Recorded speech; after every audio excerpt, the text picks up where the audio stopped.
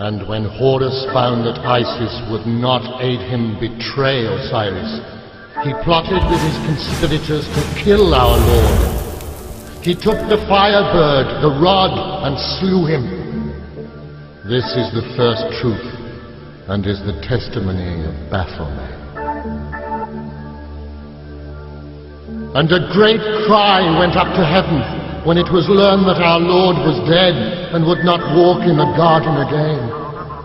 Then brother fell on brother and fought like beasts and slew those they most loved. Even their wives and children were not spared the sword.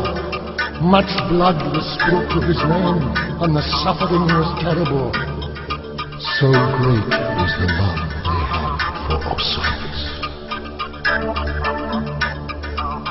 This is the last part of Genesis, the history of the people of Isis, the Nephilim, and the secret remains that men have kept the identity of the goddess hidden, though her signs are everywhere if you have eyes to see.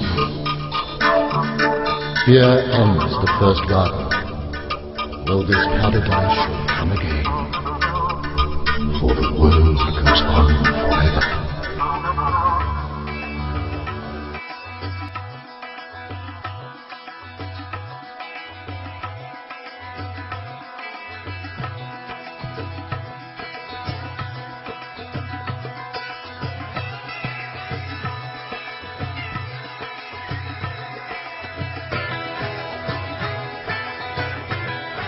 One scientist, I don't recall who it was, made an interesting comment that the universe is not stranger than you imagine. The universe is stranger than you can imagine.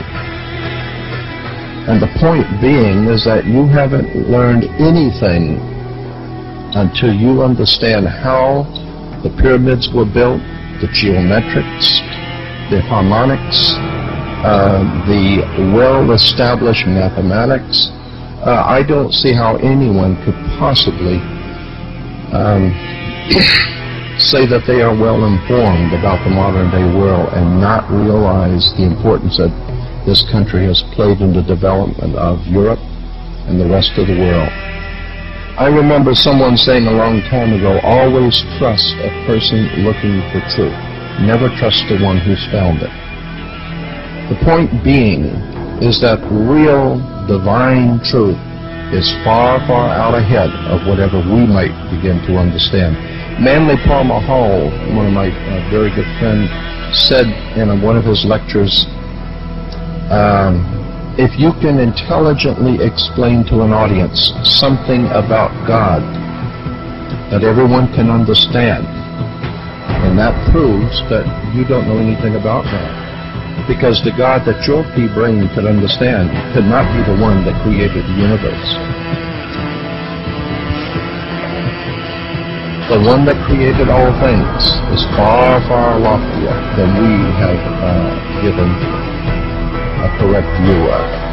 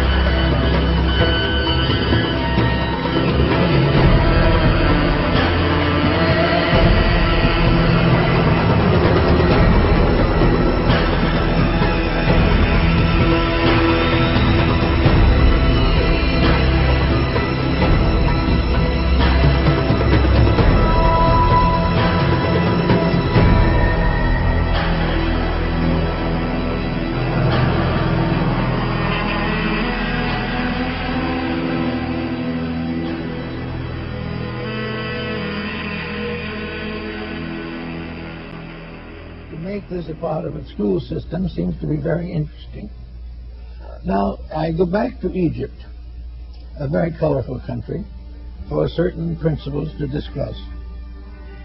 In Egypt, the Egyptian was not born a citizen. This is interesting.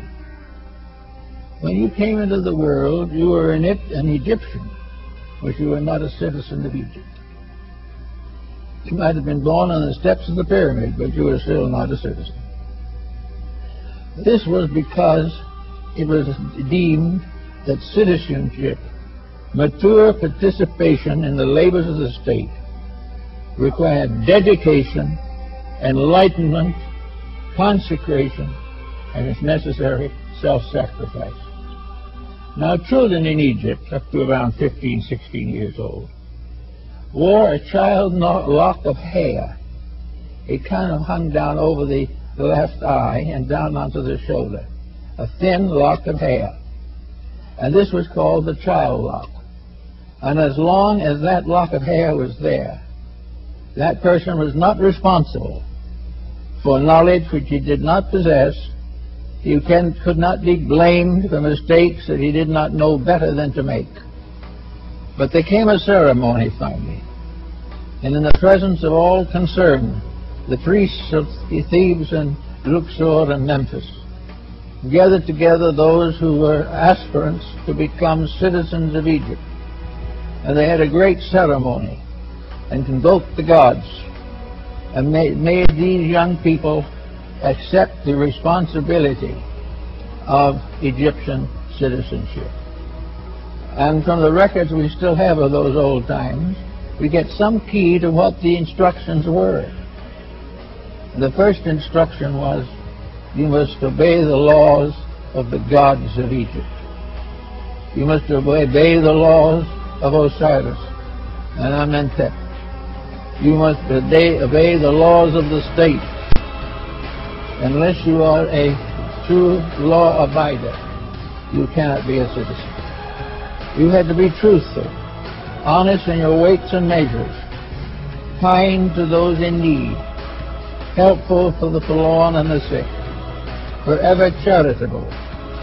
And at this point was introduced the great negative confession of the Book of the Dead. When the Egyptian died and went into the other world, they believed in Egypt that he had to answer to the gods of the underworld for his reputation on earth. He had to be able to give a statement that he had kept the 600 rules by which the Egyptians regulated his conduct. Maybe he couldn't keep them all, but he did the best he could. But he was working always under the pressure of being a good person, a dedicated person, and an Egyptian was an individual who could stand out upon all sides and prove that in every way he was trustworthy, honorable, honest, enlightened, and kind. After he had taken all these obligations so far, the little lock of hair was cut off, and the child became a man or a woman, became an Egyptian citizen, having the privileges and rights of a citizen. But without this bond, it could not happen. So let's move this forward into another type of world and see what we have here now.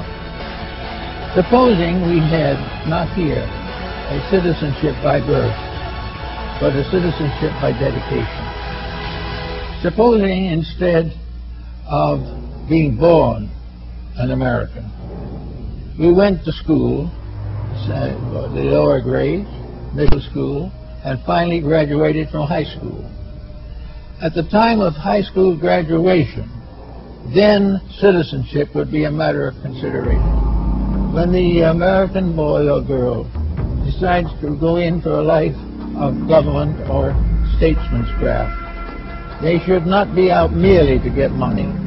There should be reasonable wages, proper salary, proper things necessary. But everything should be pointed to the fact that the citizen is a servant of the needs of the people.